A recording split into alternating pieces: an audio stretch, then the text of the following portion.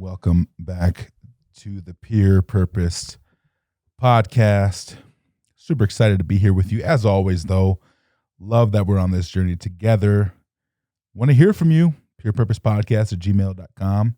Shoot me an email. Tell me where you're listening from. Again, if you have any things that you're walking through in your life, tell me about it. I'll shoot a podcast episode on it. I love creating content.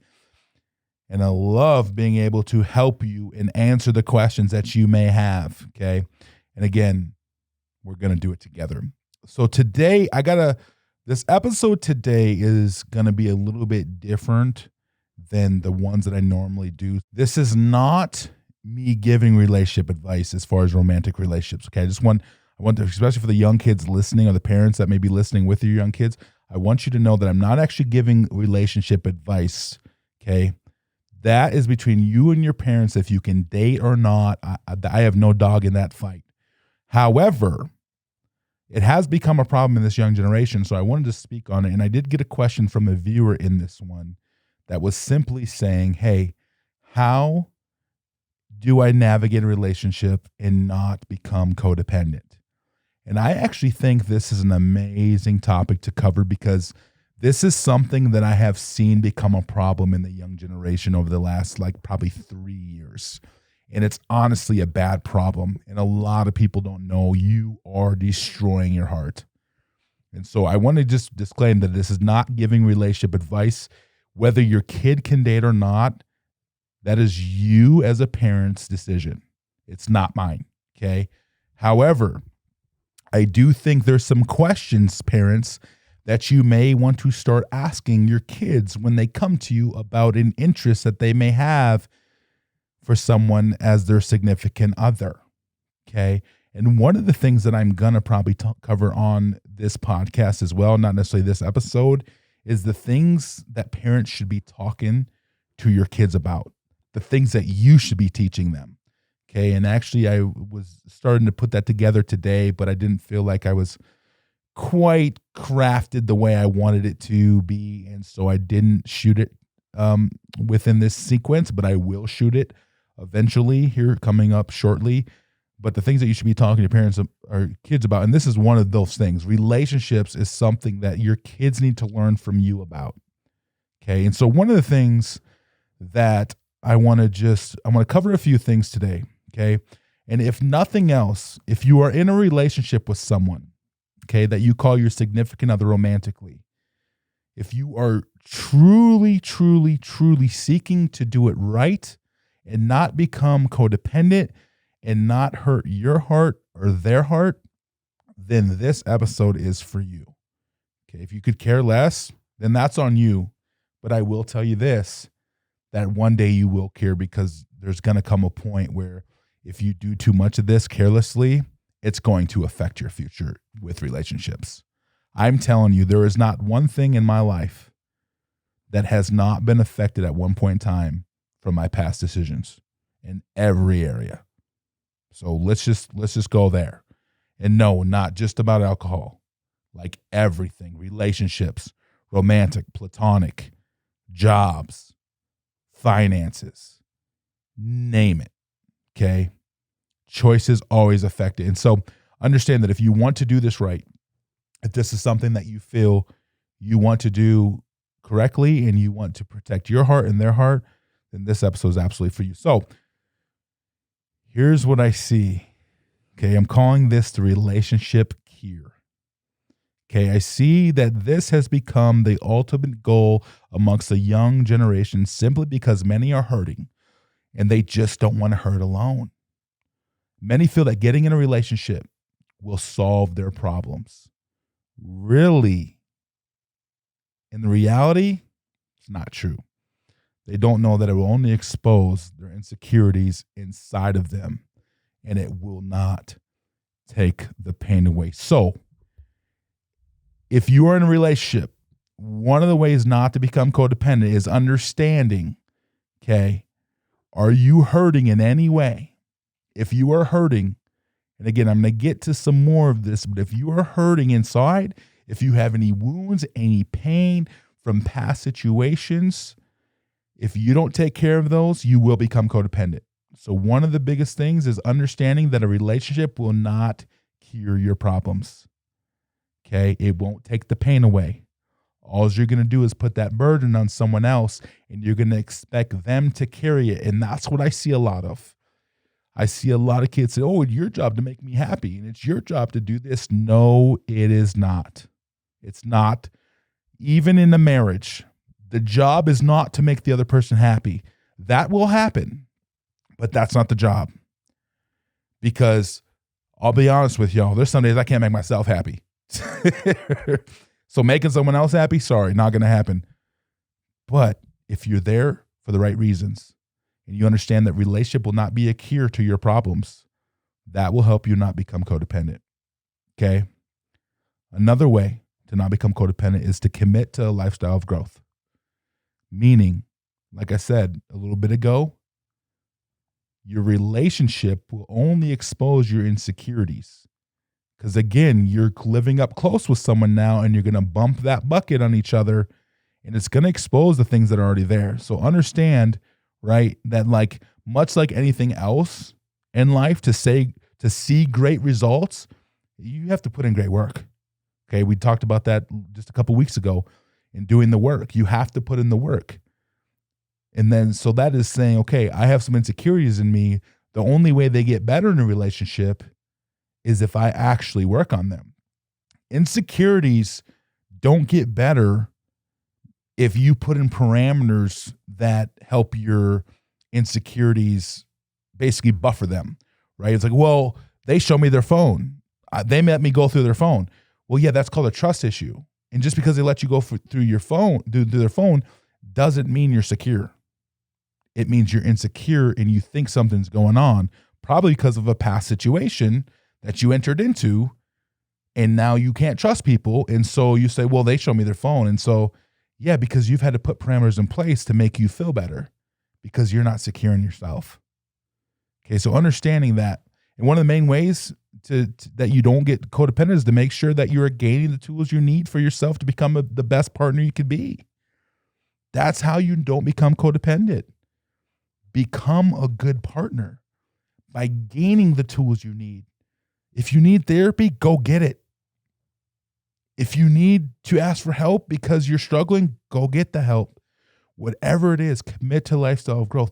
How are you going to continue to grow forward in every area of your life so you can become a good partner? This is how you stay away from codependency. Codependency usually happens when you, and we're going to get to that in a minute, but when you're lacking things, you go seek it from someone else. That's what happens. The things that you lack inside, you'll seek those out from someone else. That's how you get codependent. So basically you say, okay, I'm getting in a relationship. This person will take care of me. Okay, I go back to years ago when I tried to date years and years ago in my 20s. I was never looking for a girlfriend. I was looking for a mom because I didn't feel growing up that I had the proper love in that way. And so later on in life, because I never healed for many years, I literally thought I was looking for a mom, someone to take care of me, which made sense. They would house me. They would do things for me financially. They would feed me. That's all the stuff that a mom would do. And I realized one day, I was like, whoa, dude, you're pretty down bad. And then, of course, when everything got better in my late 20s and I started on this journey, obviously that went away. But there was a time where, gosh, that was just my life. I would try to find females to take care of me. And that was not the good plan. It was not a good plan. Again, it was codependency. I was lacking things, and so I sought them out in someone else. And guess what? They're not mine, so they're only going to be temporary fillers until that person is gone. Okay, so understand that. Committing to that lifestyle of growth. That's how you not become codependent. Okay? And then knowing your why. You have to know why you want to date, especially at a young age. What is the reason? Parents, this is something you need to be asking your kids when they come to you to date someone, boys or girls, say, hey, why do you want to date? Why don't you tell me? Sit down and tell me. Or you can have them write it out. Give me a paragraph. Give me a page of why you want to date. Okay?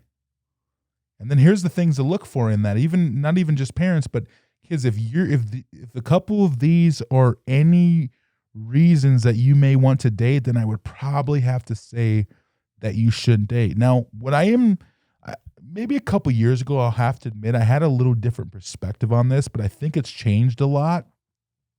Because I think that if a kid has to wait, if they wait till they're 18, that's probably going to be a little too late. And then you're probably going to crash and burn. So I think maybe, when you get into high school, I think you can start in a healthy way. Of course, if your parents, like I have some friends right now, I'm not going to share names, but they have a son that's dating. And, one of the things that the mother told me, and I thought this was great, she said, I have to give him a safe place to do this.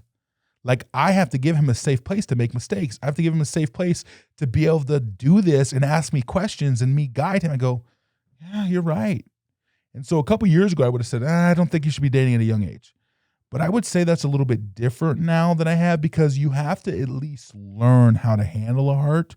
Because when you get to 18, 19, and that becomes maybe something you want to do more regularly, you're going to want to have trial and error some things. I will say that. And so I did have a different perspective on this, but I think it's changed more of like, yeah, I do kind of see how it is important to, if your parents let you, to probably try it maybe freshman, sophomore year, just to see. And I'm going to disclaim this.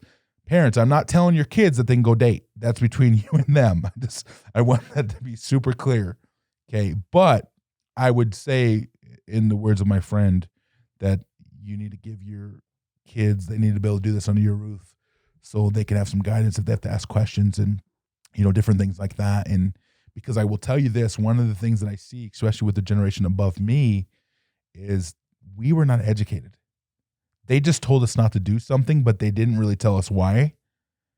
And that ruined a lot of us for many years. I still know people that it's ruined.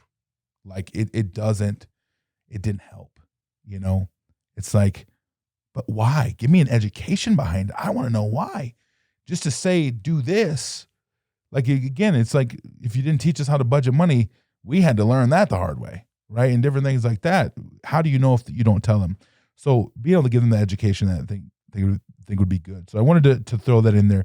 But also, one of the other things that I wanted to really talk about with this is some things to look for. Okay, so some of the things to look for is, number one is, am I only looking to take and gain in this? Okay, that's a big question that you can ask. Am I looking just to take in this? Am I looking to gain in this? Maybe, again, it's like we talked about earlier, is it one of those situations where you're looking to just ease some of the pain that you've experienced in life? Well, then that is a sign that you may not be mature enough to date. Okay? You may not be mature enough for a relationship. A friend of mine once said, as she was speaking to like what my next phase of life is going to be, which will be marriage one day in the near future, I believe, that I'll never forget this. And it really, not that I had this perspective in the first place, but one of the things that I did have on it is I never heard someone mention it like this, because I saw a lot of what I'm about to tell you in this. But one of the things that they said, Bobby, marriage is not about getting your needs met. It's about the family unit as a whole. And I'm like, whoa. That to me was so profound. I'm like, wow. It's not about your needs.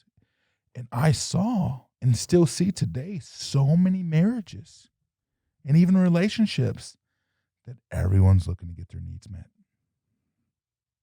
Like everyone. Oh, my needs. And so I was like, this really opened my eyes as I see so many people, okay, think it's just all about them.